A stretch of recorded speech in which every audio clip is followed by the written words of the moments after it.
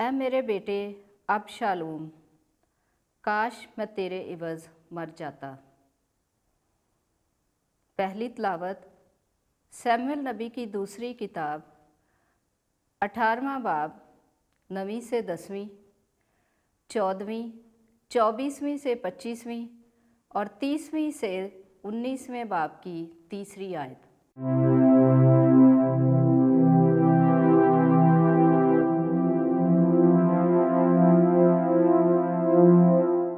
ایسا ہوا کہ ابشالوم داؤد کے خادموں کو مل پڑا، اور ابشالوم ایک خچر پر سوار تھا، اور وہ خچر ایک بڑے گھنے بلوط کی شاخوں کے نیچے گھسا تو اس کا سر بلوط میں اٹکا، اور وہ آسمان اور زمین کے درمیان لٹک گیا، اور خچر اس کے نیچے سے نکل گیا۔ سو ایک آدمی نے دیکھ کر یوآب کو خبر دی اور کہا کہ میں نے ابشالوم کو ایک بلوط کے ساتھ لٹکا ہوا دیکھا۔ یوآب نے کہا، اس طرح میں تیرے سامنے دیر نہ کروں گا۔ سو اس نے 3 بھالے ہاتھ میں پکڑے اور ان سے ابشالوم کے دل کو چھیدا، کیونکہ ابھی وہ بلوط کے درمیان زندہ ہی تھا، اور داؤد دونوں پھاٹکوں کے درمیان بیٹھا ہوا تھا۔ اور ایک پہرہ دار دیوار کے پھاٹک کی چھت پر چڑھا اور نظر اٹھائی تو دیکھا کہ ایک آدمی دوڑتا ہوا آتا ہے۔ تو پہرہ دار نے چلا کے بادشاہ کو خبر دی، اور بادشاہ نے کہا، اگر وہ اکیلا ہے تو اس کے منہ میں کوئی خوشخبری ہے۔ اور وہ دوڑتا ہوا نزدیک آیا۔ تب بادشاہ نے کہا، ایک طرف ہو کر وہاں کھڑا ہو۔ تو وہ ایک طرف ہو گیا اور کھڑا ہوا، اور دیکھو کوشی آ پہنچا۔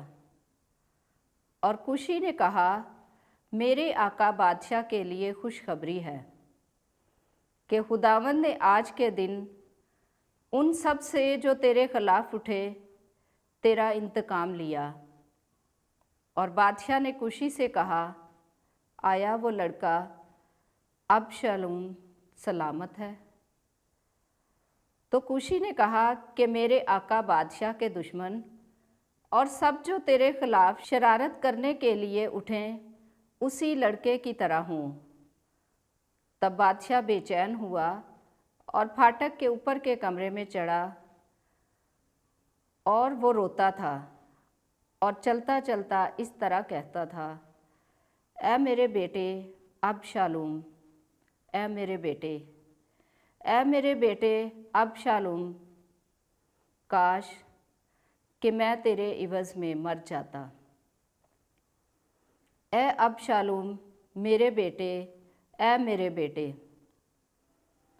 یوآب سے کہا گیا، دیکھ بادشاہ روتا ہے اور ابشالوم کے لیے ماتم کرتا ہے۔ تو فتح اس روز سب لوگوں کے لیے ماتم بن گئی، کیونکہ لوگوں نے اس روز یہ کہتے سنا کہ بادشاہ اپنے بیٹے کے لیے غمگین ہے، اور لوگ اس دن کتراتے ہوئے شہر میں داخل ہوتے تھے۔ پاک کلام کے پڑھے اور سنے جانے پر خدا کی برکت ہو، خدا کا شکر ہو۔ زبور جماعتی جواب۔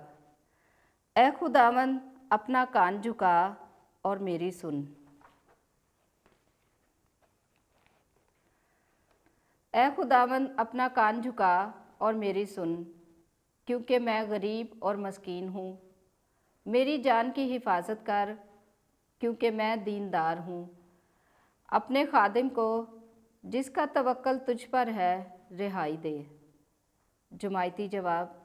اے خداوند اپنا کان جھکا اور میری سن۔ تو میرا خدا ہے، اے خداوند مجھ پر رحم کر، کیونکہ میں دن بھر تیرے آگے نالہ کرتا ہوں۔ اپنے خادم کے جی کو خوش کر۔